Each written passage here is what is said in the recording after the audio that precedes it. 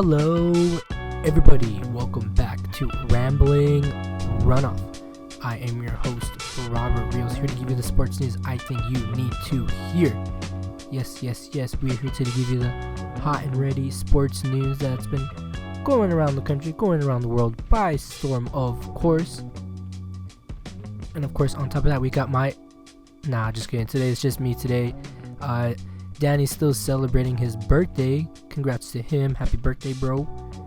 And it's just gonna be me today. I haven't done a solo episode in a while now, so it's gonna be interesting to see how this goes. But I still got a lot of stuff to talk about. There's the NFL playoffs that are going around right now. The US men's national team just had a game over the weekend as well. Plus, we're gonna go over a random little topic in the warm-up. Do you guys like to read any good books, like a sports book? I'm gonna be going over some of the books that I like to read. What else we got here? And then of course we got a bunch of stuff in the rundown, so please stick around for that. Had to catch my breath there. I'm not used to talking that much by myself. Well, I mean, I haven't done an episode like this in a while, so please bear with me if it does not go according to plan.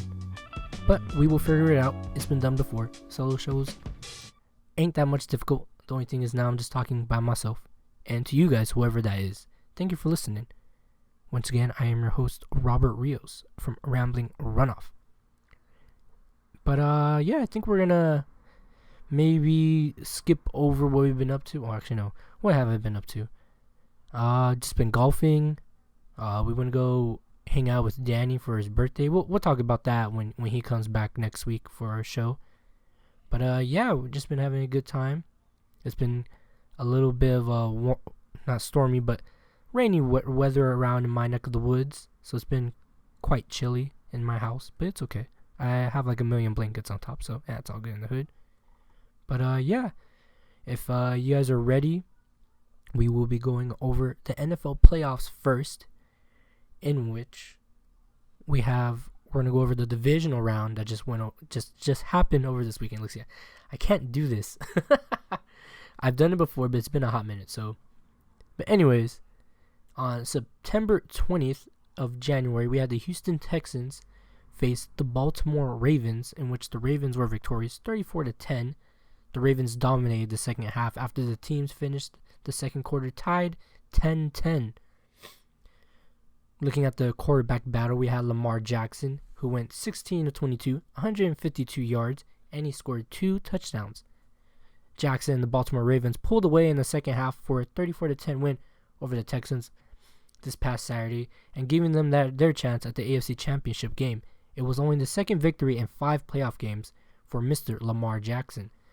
Jackson also made history Saturday, becoming the first quarterback since at least 1948 in the regular season or playoffs with at least 2 touchdown passes, 2 TD runs, 100 yards rushing, and 100 passer rating in the same game.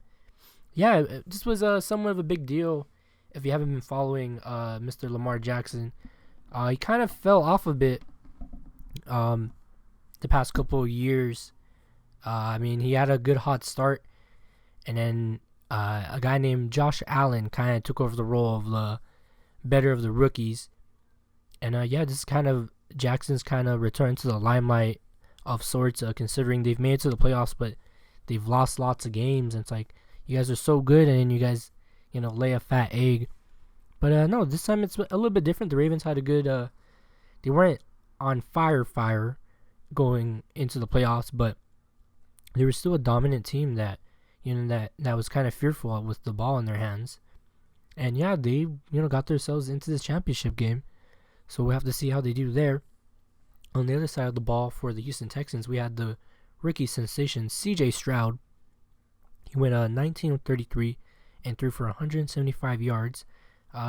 Houston failed to sack Lamar Jackson in this game, but the Texans dropped to 0-5 in the divisional round of the playoffs. They're the only current franchise that hasn't reached a conference championship game. Just go over the game really quick on their side. They were down 10-3. The Texans did strike back on their special teams. This is where their one touchdown came. Steven Sims, who was signed from the practice squad to the active roster earlier in the week, broke free up the middle for a 67-yard touchdown punt return. And yeah, at that point, you thought maybe, this game is going to be competitive because it was only 10-10 at half. You thought maybe, logically, they're going to, both teams are going to adjust or, persevere. And you could tell one team, changed up their game plan. One team could not, how would you say, understand what that new game plan was and could not adjust to anything else that the Ravens threw at them. But for Baltimore, they will host the AFC title game for the first time since January 1971, when the Colts beat the Oakland Raiders on their way to a Super Bowl championship. The Ravens will play in that semifinal round for the 5th time since their arrival in Baltimore. Just for people that do not know, the Ravens used to be known as the Colts back in the day, but then a little bit of a couple of moves happened here and there. Now they're the Ravens. So I believe it was correct me if I am wrong, it was the Browns that shipped out and moved. I may be wrong. Correct me if I'm wrong. It's been a while since I've gone over this story, but yeah, there was some movement in the East, and that's how the Ravens came to be. But I think I was able to watch some of this game, and I thought it was a pretty good performance by Lamar Jackson. I feel like he's grown since his time in that losing streak of playoff games. I feel like, you can't always get it all on the first try, a couple of goes in this case. And I'm hoping that the Ravens do good in their in the AFC Championship game. Moving on now, on that same Saturday, January 20th, we had the NFC divisional round game, which we had the Green Bay Packers travel to San Francisco to play the San Francisco 49ers. The Niners were victorious 24-21 for the quarterback battle. We had Brock Purdy, 23 of 39, 252 yards, and 1 touchdown for the Niners. The 49ers did something they hadn't managed to do all season, which was mount a late game comeback, which, although Purdy did have the 1 touchdown, the touchdowns mostly came from the running back Christian McCaffrey, 17 carries, 98 yards, 2 touchdowns. Christian McCaffrey capped the game-winning 69-yard drive by running for his 2nd touchdown with 1 minute and 7 seconds left to play, and the 49ers went on to beat the Green Bay Packers of the final score of 24-21 in their divisional round thriller in this Saturday night. They've reached their 3rd straight NFC Championship game, and they will host it this time after losing the past 2 on the road. So yeah, it's going to be interesting to see what the Niners can do. What was it, 2019? They made it to the Super Bowl. They lost to the Chiefs, I believe. We're going to see if this, how would you say, full power Niners team can pull it off, considering last year Purdy, who was stellar all last season, got injured against the Eagles the last go around in the playoffs, so you kind of got to miss like what could have been, but also that was just a bad luck situation considering he got hurt in the playoffs and their chances kind of just went down the drain there. So we're gonna see how this full powered Niners team goes at it, but they may or may not be with Deebo Samuel, who picked up a knock. He was out for the rest of the game when he got hurt. They were worried that he might have tore something or popped his shoulder awkwardly. But it seems as though that he may return to the game, but it's up in the air at this point as of this recording. For the Packers, they had Jordan Love. He went 23 of 34, 194 yards. He had 2 touchdowns and 2 interceptions. The Packers moved the ball easily in the first half, getting into the red zone on 3 straight drives to open up the game, but they couldn't finish any of them off, settling for 2 field goals and getting stopped on a 4th and 1 sneak. They became the first team in 20 years to reach the red zone on their first 3 drives of a playoff game without getting a touchdown. Yeah, this Niners defense was pretty strong, considering that Green Bay did such a good job towards the end of the season, making sure that they won all their games and scoring touchdowns, because that's what's important. But the Niners stopped the Packers, in this game, and their journey comes to an end. Then the next day, we had Sunday, January 21st. The Tampa Bay Buccaneers traveled to Detroit to face the Detroit Lions, where the Lions were victorious 31-23. In the quarterback battle, we had Jared Goff, 30 of 43, 287 yards, and he had 2 touchdowns. The Lions, who were 14-5, won 2 playoff games in a season for the first time since 1957. The last year they won the NFL title. Last year they won the NFL title and had 2 postseason games at home for the first time. NFL title, as in there was no Super Bowl yet, so it's been a long time. On the other side, we had Baker Mayfield, 26 of 41, 249 yards, 3 touchdowns, and 2 interceptions. Mayfield was his 3 TD passes for Tampa Bay, including a 16-yard toss to Mike Evans. They got the Bucs back within 1, scored with 4 minutes and 37 seconds left. Detroit couldn't run the clock out on offense, giving Tampa Bay one last chance, but Mayfield's pass over the middle was intercepted by linebacker Derek Barnes, the quarterback's second pick of the day. Yeah, for Mayfield, he held the team in there as long as he could. It was a close battle up until about the end of the third quarter. I think Detroit was already up a score and a half or 2 touchdowns. Tampa Bay gets that late touchdown in the fourth. And every time Tampa Bay needed a big play, they would look at Mike Evans, who was their big play guy.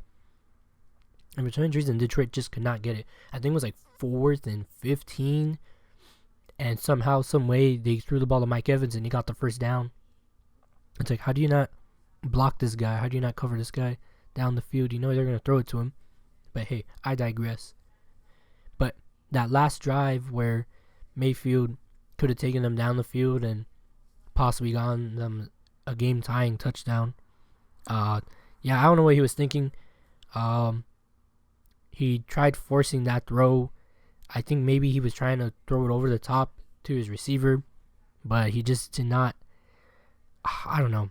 I want to say he didn't grasp the throw in his head enough in that split second. And I think he tried to throw it over the top to the receiver, but the DB or the linebacker, Mr. Barnes, was already ready. He was literally right in front of him. Like, why would you throw it into that coverage like that? Makes no damn sense, honestly. I don't get it. I still don't understand it. I think he was trying to put on his best Brett Favre interpretation. Being a gunslinger of sorts. You live by the sword, die by the sword mentality. And, well, you see what happens. You try to be a gambler and it sometimes, or most of the time, it bites you in the rear end. But, it was a good drive by the Bucs, who got this far into the season. The NFC South overall was pretty bad. I think the Saints had the same record, but, it didn't make it due to losing to other games and records and whatnot. And I think the Falcons were still in it towards the end. And then they got eliminated. But, of course, the Panthers were just dog water this year. I think the whole NFC South was pretty bad, in my opinion, considering the NFC South used to be such a powerhouse from like 2009 to literally 2020 for almost a 10-year span. The NFC South has had one team in the Super Bowl, the Saints in the 2009-2010 season. Then we had the Panthers. Then we had the Falcons. And up until 2020, we had the Tampa Bay Buccaneers, who made it all the way with Tom Brady at the helm. So it's a weird downfall for the NFC South. But I digress. No one here came to hear me talk about the NFC South. But moving on. Wait, did I not write down the day? Oh no, we're still on Sunday. Excuse me, I'm looking at my notes here. We have the Kansas City Chiefs against the Buffalo Bills. The only divisional round game where the away team won, in which the Kansas City Chiefs went into Buffalo and were victorious 27-24. Patrick Mahomes on the quarterback side went 17-23, threw for 215 yards, and had 2 touchdowns. Mahomes threw his 2 touchdown passes to Travis Kelce, or Kels, apparently that's how you're supposed to say it, and the defending Super Bowl champion Chiefs advanced to their 6th straight AFC Championship game. Dude, honestly, that's crazy. I've been telling people that the Chiefs are like the best non-winning Super Bowl team the past couple years. And yeah, people are barely starting to realize that, like, you don't get this far into the season without being a great team. I think they've had 2 Super Bowl appearances, 1 win, 1 loss. But yeah, they've gotten this far every year, and it's so crazy that they've been this dominant. And I feel like people still kind of pass by the Chiefs, but I think that is going to start to change, and not for the better, unfortunately, for Kansas City.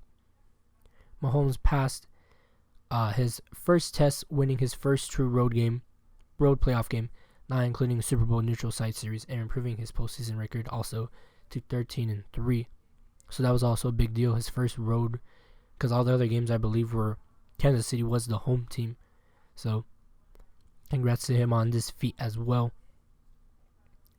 Then with the Chiefs, they've been used to ending the Bills season, having done it now 3 of the past 4 playoffs, with the first 2 wins coming at home in the 2020 AFC Championship game and the 2021 divisional round.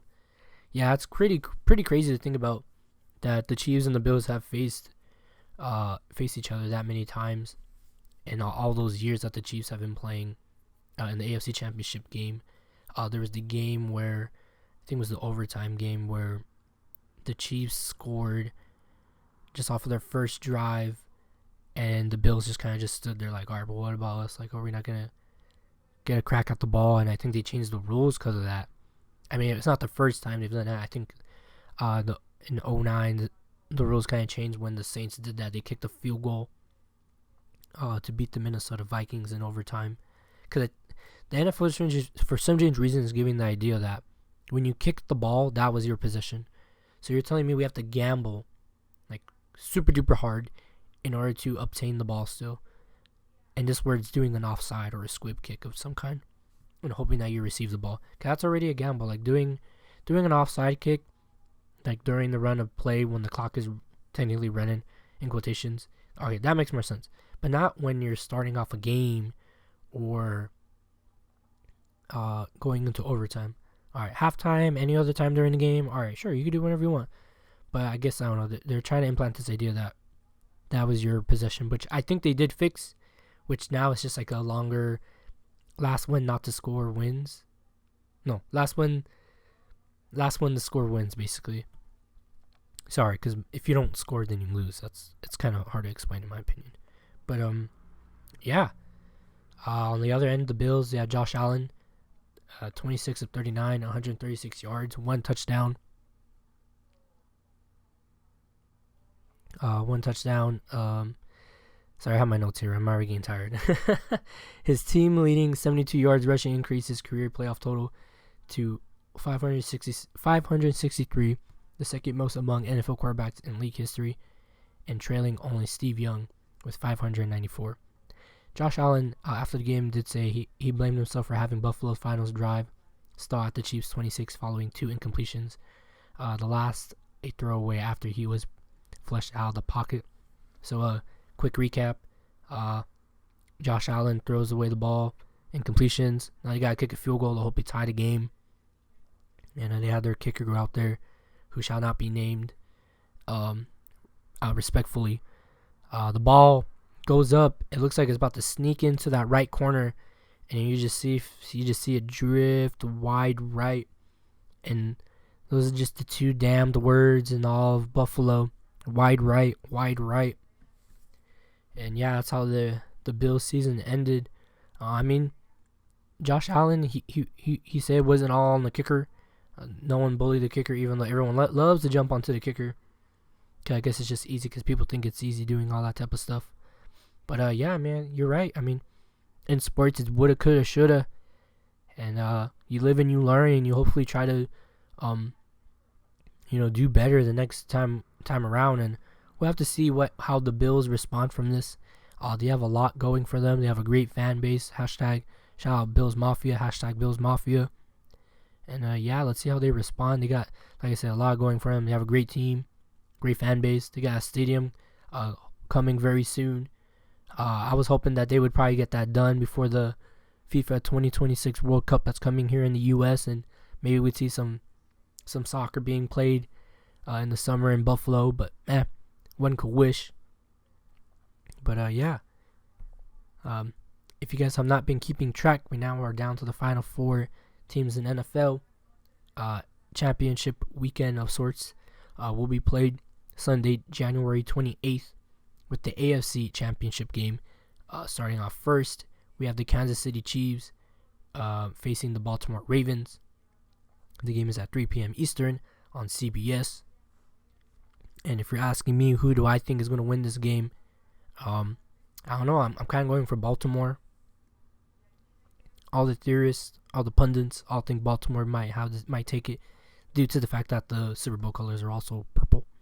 But I think Lamar Jackson's finally got his crystal ball showing him his future, and it shows that the Ravens gonna go to the Super Bowl and go to Vegas. So that's my pick. I'm locking it in. Baltimore Ravens to the Super Bowl. Then after that, 6:30 p.m. Eastern on Fox is the NFC Championship game with the Detroit Lions versus the San Francisco 49ers. I'm going to have to go with the Detroit Lions. I remember when I was a kid saying that 0-16 Detroit Lions team and just being shocked that had never happened to this point. And I'd be excited to see the Ravens versus the Lions in this matchup. I'm not going to tell you who I want to see win, but the internet says this would be the most interesting matchup considering we've already seen the Niners in the Super Bowl. We've already seen the Chiefs in the Super Bowl. Like, give us something different. And although Tom Brady, he might be a little bit right. We've been seeing a lot of mediocrity in the NFL as of late. I think this would be great for the league, considering we need some new fresh faces. I think it would be great to cap off the season, considering there's just been so much topsy-turvy, unknowing wins, losses throughout all the season. And it just makes sense, because if we have just the Chiefs going in there or the Niners going in there, it's going to be, everyone's going to pick them because the Chiefs are the popular team or the Niners are the historically known team. It's like, all right, come on, like, give us people that want it, you know? Like, give us a story that we haven't seen yet. So, I'm gonna have the Ravens against the Lions in the Super Bowl. I'm thinking that we might do a podium show for the Super Bowl, so stick around for that. I'll let you guys know when and if we get that going. So follow us on X, aka Twitter, formerly known as Twitter, at Rambling RunOff, and see what we do with that. But with everything I just said, I believe we're going to move on now from the NFL field to a soccer field, in which we're going to talk the U.S. men's national team, which took on the Slovenia national team over the weekend. And if you didn't know, they did play. It was like at 12 p.m. My local time, in which the U.S. was defeated by Slovenia in a cold and cloudy San Antonio stadium, Toyota Field to be exact. Shout out to the crowds out there in San Antonio, though. The game was sold out. You had a stadium record 9,191 fans at Toyota Stadium, which is home to the USL 2022 champions San Antonio FC. Shout out to them down there in the USL, second division of soccer, holding it down. And shout out to the fans. It was cool to see that there was a large contingency of soccer fans who like the US that rolled up to this game.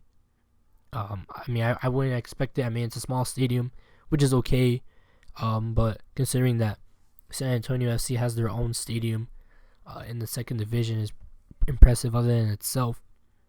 But that was more or less the only bright spot for this game, for this team, considering that they did lose to Slovenia 1-0. I'm just going to go over some notes that I have on here regarding the game itself. In the opening half, both the teams looked to establish their attacking rhythm. It was Slovenia that struck first, despite the U.S. controlling much of the possession. In the 26th minute, excuse my pronunciation of the Slovenian players. Forward Danjel Sturm played his line mate Nech Gradziar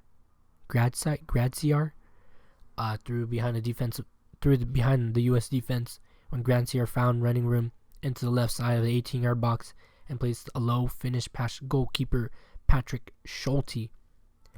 The US ratcheted up the attack as the second half got underway. In the 57th minute, Josh Atencio played a clever pass to Diego Luna, and midfield who turned to find Shaq Moore, but Shaq Moore out wide to the right, running into the 18. Moore's hard shot was bound for the upper 90, but was parried away by the goalkeeper. In that second half, they had a lot of looks on that bottom right side, and I thought maybe they would get one. I think that might have been the one I'm thinking about. Went right. They played the ball into the middle in the penalty area, and the shot was just blocked away, and I was like, damn it, like, if they keep doing that, they'll have a chance. And they had a few chances where they had players, someone open, but like most of these friendlies, you only get to play with these guys like for a couple of days. You don't understand their momentum, their mentality, their intent to attack, their intent to defend. It's always just a crapshoot when you go to these, considering what most people are calling this camp cupcake, which I don't think it's that much of a camp cupcake, but I will admit you see a lot of faces that don't usually get to play. We saw a lot of faces in here, a lot of young faces who most likely will be playing the Olympics this year as well, which will be taking place in Paris. We've talked about that before in our programming here on Rambling Runoff. Moving on with my notes here, with the annual January camp of largely domestic-based players concluded, the U.S. men's national team will now look towards its own CONCACAF Nations League semifinal meeting with Jamaica in March, in which they will go for a third straight championship. That match will take place on March 21st at AT&T Stadium in Arlington, Texas. Then also in June, the U.S. will compete in the prestigious 2024 Copa America, featuring 10 CONMEBOL nations, including defending World Cup and Copa America champion Argentina, led by captain and Inter Miami attacker Lionel Messi. The U.S. will compete in Group C and face Bolivia, Panama, and Uruguay. Rounding out a busy summer, the U.S. U23s will compete in Olympic Games from July 24th to August 10th in France. The U.S. qualified for the games for the first time since 2008 and will bring a roster featuring players under the age of 23 with the ability to include 3 overaged players. So I know I read a lot there, but just to go over some things, I'm pretty excited for this Nations League. They're going to face Jamaica, who's been a formidable opponent these past couple go-arounds. I feel like every year Jamaica gets better and better. In the Gold Cup, they did give the U.S. the run for their money, but also considering that was not a full-strength USA team. People were saying it was like a C or a D team, which, I mean, they had a decent run, but yeah, that next game that they played against when they played Panama was pretty bad. Was not the best team it was not the best team to have go out there and show what the U.S. was made of. But also they didn't have Greg Berhalter either at that time. And after that, Copa America, I'm pretty excited. And I was waiting, because I know the U.S. was waiting to see who their other opponent was going to be. I think they had Bolivia, Panama and Uruguay. But they had to wait for the third person in the group because they weren't done qualifying yet. So Bolivia, Panama, and Uruguay. So I'm hoping for the U.S. to have a good showing. They bring in a lot of their A-team people: Pulisic, Tyler Adams, Gio Reyna, Tim Ream. Who else do we got? I don't know. I don't know who's going to be the goalie. I remember me and one of our former guests on the show, German Gonzalez, always argue, well, who's going to be the goalie? Well, I was like, Zach Steffen should be the goalie. He was the goalie for the past couple years. but he's kind of fallen off. We also have Matt Turner, who's kind of grown into his own. We also have Drake Callender. I'm forgetting Ethan Horvath, who's kind of getting some shots at goal as well. And then there was somebody else, but I'm slipping my head. It's slipped my mind, unfortunately. But goalkeeper is up in the air. We do know Serginho Dest will be suspended for this first round matchup if the U.S. is to be victorious over Jamaica. He would most likely, or he would have the ability to play in the final, but I don't know. Let's see how Greg handles this situation, considering that he did blow up in their last game in Trinidad and Tobago, which was pretty disappointing to see from him. A young guy, very talented, very skillful on the ball. But I hope they do have a good performance in Copa America, which I think I already got my tournaments mixed up, but it's okay. Yeah, so Jamaica in March, then they will play either, I think, Panama or Mexico, but most likely it's going to be Mexico. Come on, guys. Or what are we kidding? And then, in Copa America, they're going to play Bolivia, Panama, and Uruguay. So I think they'll have a good chance to get out of the group here. It's going to be a good challenge for them before the World Cup as well. So I'm hoping for a good showing. And then, for the U23s, I'm not too familiar with too many of our youngsters, but I wouldn't be surprised if we send our older guys from the three overage players, probably send Pulisic. I'm pretty sure I wouldn't be surprised if we send like Tim Ream. Maybe we'll send a goalkeeper. I'm not sure who exactly. It would have to be people that, A, or, talented, or B, are willing to lead the team of the youngsters. And I think, what was it, the Tokyo Olympics, they had just missed it. They lost to Honduras, and I feel like a lot of those guys, some of those still, will have a chance to go to Paris and compete for a medal. I was going to say the gold, but let's be realistic. At least the medal. They're still going to have to face people from the UK, Brazil, Argentina, whoever it may be, representing in the Olympics for the football section of the world's games. But going back to the game earlier, this past weekend's game, apparently not a lot of people knew that the game was happening. I think also because it's in a somewhat of a small soccer market that is growing within San Antonio, which is good. It was at 12 p.m. and they're not playing a big name opponent. I think I know in one of our last episodes I explained that the U.S., their track record had just been barely broken even with Slovenia. But the last big time they played them was in 2010. In the World Cup, they drew them in their group, the second game, right after they played England, and they tied. The U.S. at halftime was down 2-0. Then this 50-some, 60-some minute, Landon Donovan puts one in the top deck of the roof. The goalkeeper never stood a chance. It was so close. Just poked it with his toe up into the sky, and it went into the roof of the net. And then Michael Bradley, ties it up later in the game. And it's like, oh man, like, are they going to do it? All the momentum was on the U.S. side.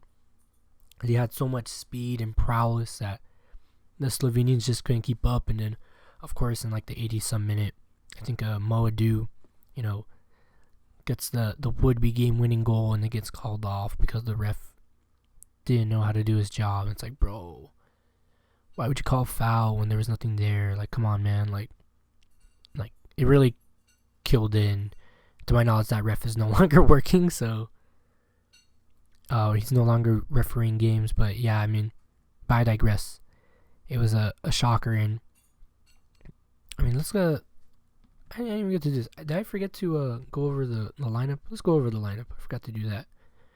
But not too happy with the result. I mean, it is what it is. It was only just a friendly, but like I said, it's Camp Cupcake, as the pundits like to say. It's just January camp where people you don't get to see always get to play. I mean, I don't mind. This was always a game that where they come to my area to play. They usually would come to the well, now it's Dignity Health Sports Park, because that's where one of the offices are, one of the places of operation.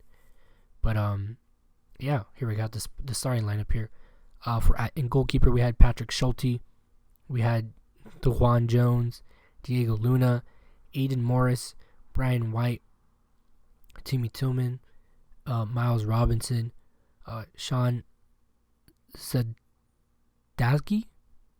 I don't even know how to say this guy's name, Josh Atencio, Bernard Kumongo, and Shaq Moore. Half of these guys I'm not too familiar with. I know Shaq Moore from his time playing in the Gold Cup. Miles Robinson, very experienced. Timmy Tillman from LAFC, coming up in the ranks. Aiden Morris from Columbus, he's a good guy. Diego Luna, who I believe plays for RSO, I've seen him play here and there, he's pretty good. And then Patrick Schulte coming from I think Columbus as well. I could be wrong. He might have been from FC Cincinnati. But yeah, you did see some change at halftime. When they started making subs. Let me see. I know Caleb Wiley came on. He was really good. Who else came on? I think John Tolkien came on as well. Jack McGlynn. He came on for a bit as well, and you could tell that there was a lot more speed on the field. They had a lot. I think James Sands also came on. I think once they came on, because I would say I've seen them play more, and they have more tenacity on the field. So once you saw them come on, Slovenia just kind of stopped attacking and just tried to defend as much as they could. Because if they didn't, then this game would be tied at least. But it never came to be. They had a lot of shots that just kept sailing over the bar. It was like, damn, but like I said earlier, I thought they were going to score, but it just never happened. But I would agree with the TNT Sports crew. Was it TNT Sport? Okay, I'm forgetting who I was listening to, but they were making the point that this was very Greg Berhalter style ball. It's very run with the ball, look for the pass, kind of generate momentum with the ball, moving ever so slowly up the pitch.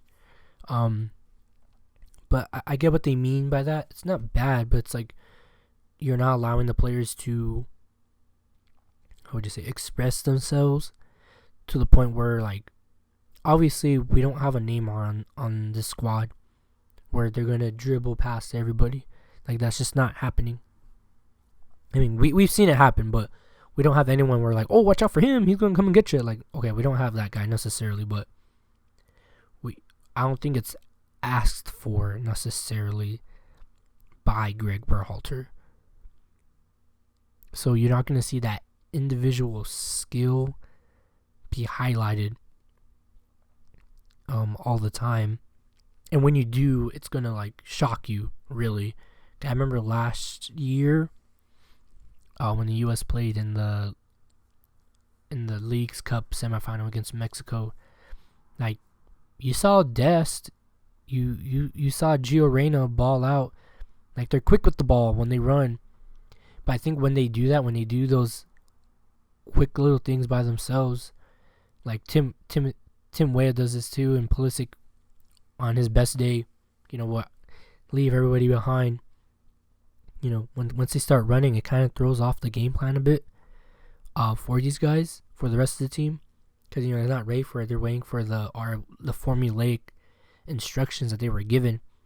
And I don't want to say Berhalter's style was boring, and I'm not hating on him at all. I don't have that time or energy right now to be upset at him.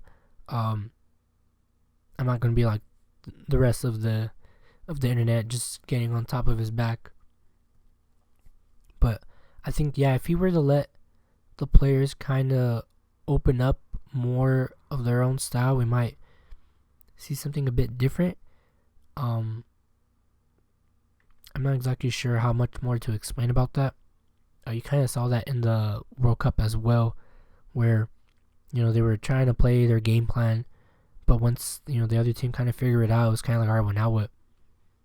Like, for example, when they played the Netherlands took out the midfield. Can't pass it to Weston. You can't even go wide to Pulisic. You can't give the ball to Tim Weah. So now you have Tim Ream and Walker Zimmerman struggling to deliver balls from half field as a quarterback, which, if you think of it that way, like, you would probably say, oh yeah, you just kick the ball and deliver it in that said direction. But it's a little bit more difficult, especially when the Netherlands knows that's not a point of strength, and it's not just a point, it's not just a point of strength, but it's also a very big weakness that I think the U.S. was not ready for. And if they were ready for it, was a poor execution on the coaching and player personnel to counteract the Netherlands' game plan on their defense. But enough of the World Cup. Yeah, I'm excited for this next couple of months. We're going to have a lot of soccer, so I keep forgetting about the Olympics, low-key. Like, when I was getting these notes, I was like, oh, look, the Olympics, too. I was like, okay, let's talk about that as well. But, yeah, so we got we're probably going to see 3 versions of this U.S. team. So, obviously, the U23, which is going to be the younger guys. But let's see what team we bring out for Nations League. Because then we have Copa America, which is going to take a lot more time. But let's see if Greg Berhalter takes in a good squad for the Nations League semifinal and the final. Because then from there, it's going to be very, very hard to compete. Panama's on the ranks. Uruguay's always been a good team. I don't know much about Bolivia. I'm assuming they're not that good, based off the fact that they play in CONMEBOL, and I've never really heard anything good from them. But yeah, I'm things are looking up still. Although the record may say different, and the results may say different, but it will always be about the quality and play style that you have to see with your eyes. Like, all right, they scored 2 goals. Were they good goals, or were they like late / like lucky goals that came out of nowhere? Like the games against like Oman, and I forgot who the other team was, but that the US played a while back. But yeah, I'm just hoping that the US does not look like fools, because that's my other thing. That's my pet peeve in soccer. Don't be running around for 90 minutes and looking like a fool. Whew. I talked a lot there for a bit. But yeah, remember, so one more time. In March, USA versus Jamaica, and then in what do I have here? The summer, it's Copa America. In June. And then we also have the Olympics after that in July. So yeah, it's gonna be a good time. Moving on now. Topic number 3. Of course, we got the warm-up, in which I had to make some changes, of course, due to the absence of our co-host and my ability not to find a backup. So we're gonna be talking, and I always ask Danny this random ass question in the beginning: like, have you read any good books? And I was like, why don't we just do sports books? So I'm gonna go over some books that I've read.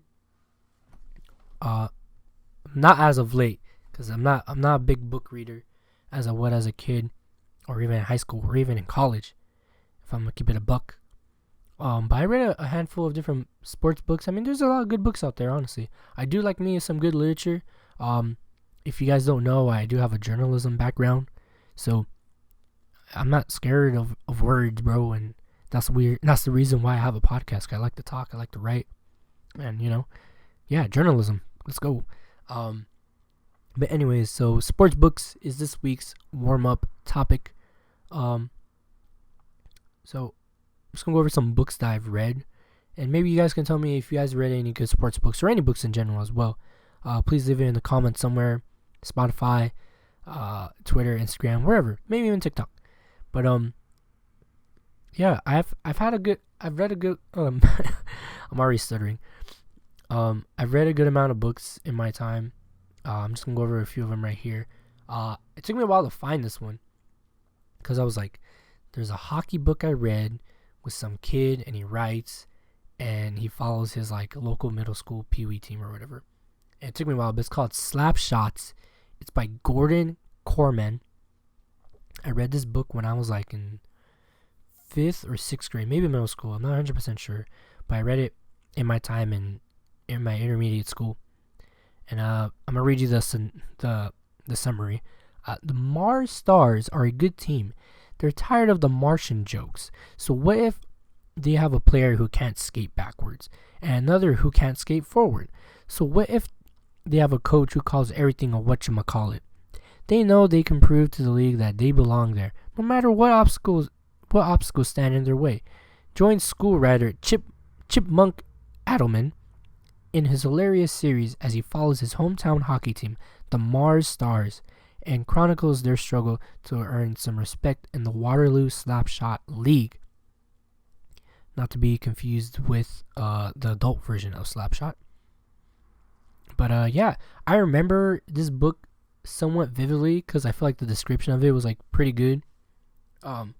Yeah, this kid Chipmunk, he's like a writer, and all his friends play hockey, and he follows them around, and I guess their team was like really good for like a season, and they were supposed to qualify or something. Oh no, one of their players, who was a girl on the team, wasn't picked to go on to their like all-star team or something, and so he wrote like an article and like snuck into like the school to like print it out so he could post it everywhere. But of course he's trying to like hide around and make sure no one sees him, and to the point where he like slips and falls onto the printer and like gets like the like insignia, the sign, like stamped onto his head. Basically, he whacked it so hard. But as he's like printing out the papers, they like, fly out the window that he came in through, and they just fly everywhere.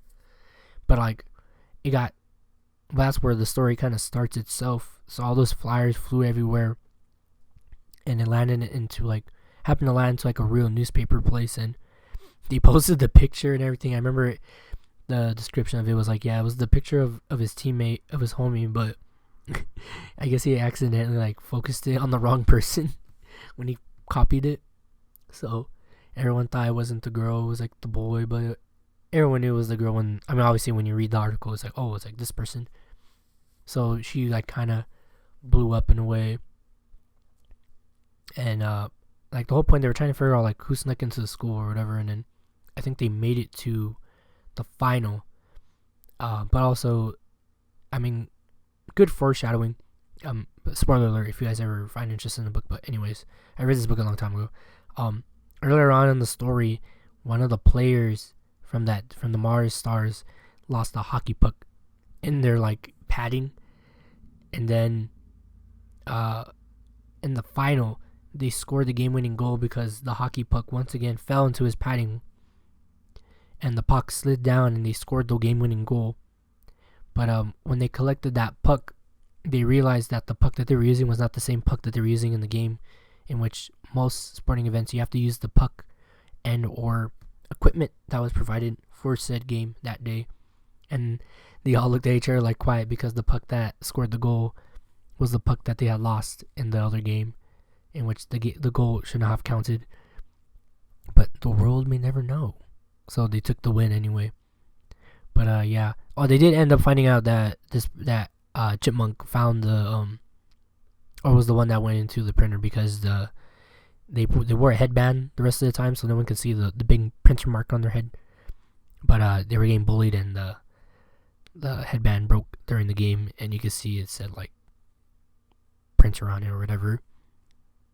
But yeah, that was a pretty good book. I liked it. A little coming of age hockey story. So see, I do like hockey, so don't say I don't like hockey. Next up was another book that I read growing up as a kid. A little bit of a long synopsis here, but I thought it was really good because it was based off of a New York Times bestseller. So here we go. The sequel to the number one New York Times bestseller, Travel Team. It's called Summer Ball. When you are the smallest kid playing a big man's game, the challenges never stop, especially when your name is Danny Walker. Leading your travel team to the national championship may seem like a dream come true, but for Danny, being at the top just means the competition tries that much harder to knock him off. Now, Danny's leaving Middletown for the summer and heading to Right Way basketball camp, where he's out of his element and maybe out of his league. The country's best ballers are in attendance, and Danny will need to raise his game if he wants to match up, but it won't be easy. Old rivals and new battles leave Danny wondering if he really has what it takes to stand tall. The book is written by, and I forgot to put it down, was it Mike Lupica? I believe that's how I'm saying it. Lupica is at his best when he puts the reader right in the center of the action of the court. His game descriptions are fast, accurate, and exciting. Young sports fiction fans will eat this up. And yeah, I mean, that's a good description of the book. Yeah, I think my mom had bought me this book just from like Target, and I didn't know what to think of it. I thought it was pretty boring in the beginning because it was talking about like the other book before this, and I was like, I don't care. But I mean, it talks about like a bunch of stuff. I mean, for it being showing like a child on the cover, I'm like, damn, this is too serious. Or he's taking this too serious for it being a kid's book. But you know what? If you want to be a baller, you got to be the best. And they even talked about that. Right? You can be the best baller on your block, but then there's another kid on another block, then another kid on another block. Then another kid on another block who's always trying to get up on there, onto the winning pedestal. But yeah, I thought it was pretty good. Yeah, he meets his old rival, then become best friends. He got beat up some other dumb kid who thinks he's the shit and whatnot. But yeah, I read this book maybe 5th grade, 6th grade as well. I think I read it in the summer, though. That's why it was out on that's why it's called Summer Ball. So go figure. And then the other book that I read, sports related somewhat. I don't know, it was like more of a teen kind of thing. I read it in high school. I forgot, it escapes me. I couldn't find it, unfortunately, doing my research, but there's like a guy, he plays high school football. He becomes friend with this unknown guy, rolls into town. This unknown fellow, he for some reason has a really good snap, so I think he becomes the long snapper, trying out.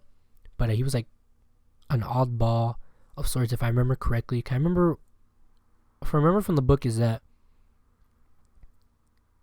the main character, they would go out and party. I don't know if it was at one of their teammates or at this guy's house. But the thing was, no one knew who he was. Like, he just kind of rolled up, and people were just like, okay, you're just going to be our snapper. And he's like, yeah, just going to do it. But yeah, it turns out he like moved over there because I guess he had like no friends.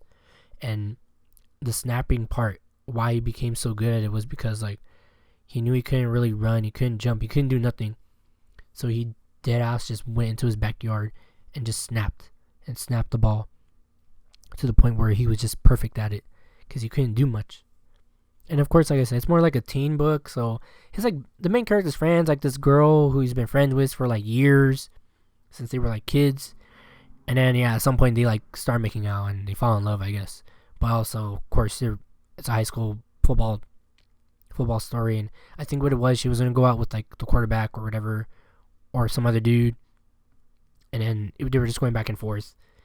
And then I think they ended up falling in love, but I don't recall. But it was pretty funny reading the book. They started kissing, and she's like, "You're an idiot. Like, how'd you not know that I liked you, you dummy?" Because, you know, for him, they were still kids, and I don't know. It's like somewhat of another coming-of-age story. I wish I could remember what it was. I just remember they would always go to parties. I don't know.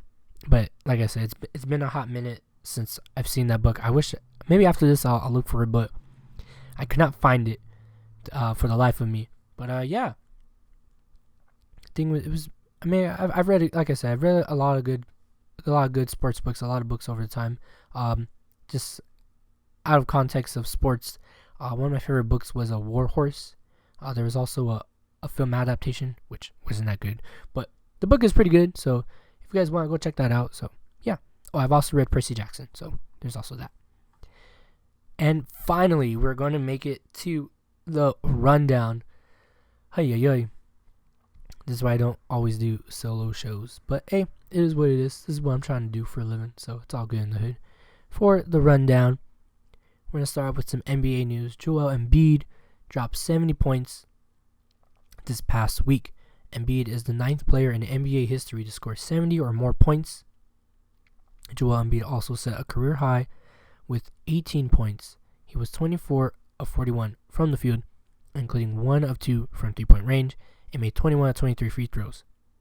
He broke Hall of Famer Wilt Chamberlain's 76er record of 68 points, set on December 16, 1967, with a layup with 1 minute and 41 seconds to play. Congratulations to him. I was able to see the highlights. It was pretty cool. Down in the WNBA, just really quickly, free agency started this week. I saw Candace Parker's up for grabs. Brianna Stewart might be available as well. So if you're interested in the WNBA, go keep track of that. Also, in more soccer news, on the women's side, U.S. women's national team, the She Believes Cup dates were announced. Saturday, April 6th. We will have USA versus Japan at 12:30 p.m. Eastern, and we also have Canada versus Brazil at 3 p.m. Eastern. Both of those games will be played in Atlanta. And then on April 9th, we will have the final. We will have the third place match and the final as well. So stick around when we get around there, and we'll have more details on those matchups. And then also the 2026 FIFA World Cup news. The World Cup for 2026 match schedule will be announced on February 4th. There will be a special live broadcast starting at 3 p.m. Eastern on Sunday. To give a little bit of details, the match schedule announcement will include host city match allocations for the 104 matches of the tournament in 2026, as well as the locations of key matches, including the biggest showpiece match, the 2026 World Cup, the FIFA World Cup 2026 final. Oh my goodness, that's a mouthful, excuse me. The broadcast will also reveal the location of the tournament's opening matches in Canada, Mexico, and the USA, the group stage matches for each host country's national team, and the venue for the eagerly awaited FIFA World Cup final, which is scheduled for Sunday, 19th July 2026. Yeah, I'm hoping to see what happens. There was word that Los Angeles has lost their bid due to the fact that due to the stadium size and field accommodations, AT&T Stadium in Dallas might also be on the chopping block, considering that they also have to make modifications to their stadium as well, because the stadiums are just too narrow. Breaking news as of this recording, MLB-wise, Adrian Beltre, Todd Helton, and Joe Mauer have been inducted into the Baseball Hall of Fame. The introduction, according to what I'm looking at, the introduction ceremony will take place July 21st. So congratulations to you gentlemen for making the MLB Hall of Fame. This is as of this recording that I'm reading this. We will find more information for you later on a later date. And then finally, to wrap up the rundown, the WWE Royal Rumble is this Saturday, January 27th at 8 p.m. Eastern. The event will be taking place at Tropicana Field, home of the Tampa Bay Rays in Florida. You can watch on Peacock. And then after the Royal Rumble, there might be another pay-per-view or two. But this is quintessentially leading us up to WrestleMania, which will take place Saturday, April 6th and Sunday, April 7th. So I'm excited. They're starting to build up a rivalry between Cody Rhodes and CM Punk. You have CM Punk, who crashed and burned out of AEW, to be honest. And you have Cody Rhodes, who is on this long-awaited journey to become a champion. And you're going to have those two possibly come out of the Royal Rumble being the victor. And we're going to see what happens there. But of course, it's wrestling. We never know what's going to happen. So we'll have to just wait and see. But yes, I believe that's everything I have for you today for Rambling Runoff. That was all for our rundown. But yeah, thank you for listening. If you're on YouTube, please hit the subscribe button. Also hit the like button. We are on Spotify for podcasters, Amazon Music, Apple Podcasts, and Google Podcasts for now. If you want to follow us on social media, we are on X, aka Twitter, at Rambling Runoff, Instagram at Rambling Runoff, and sometimes we post on TikTok at Rambling Runoff. And just before I go, remember, in our warm-up topic, I was talking about your favorite sports book, or any book. Let me know what books you read. I want to know what books. So hit us up somewhere on the socials, or Spotify, wherever there's a comment section. Tell us what books you like listening to, because I'm curious to hear as well. But that's everything from me. I've been your host, Robert Rios. This was Rambling Runoff. See you guys next time. Peace out. Woo!